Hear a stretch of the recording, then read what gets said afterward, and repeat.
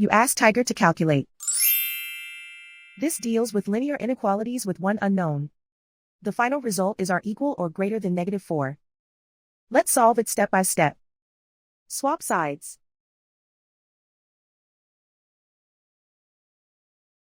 Group all constants on the right side of the inequality. Add 6 to both sides.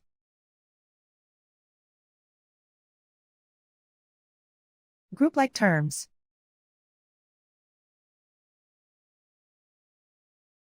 Simplify the arithmetic.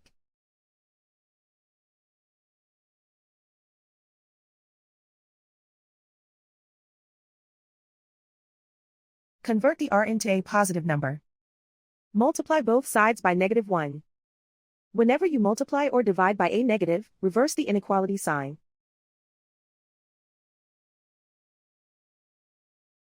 Remove the ones.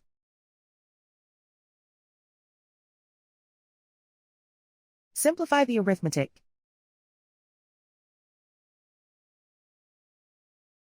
Plot the solution on a coordinate grid. And so the final result is r equal or greater than -4.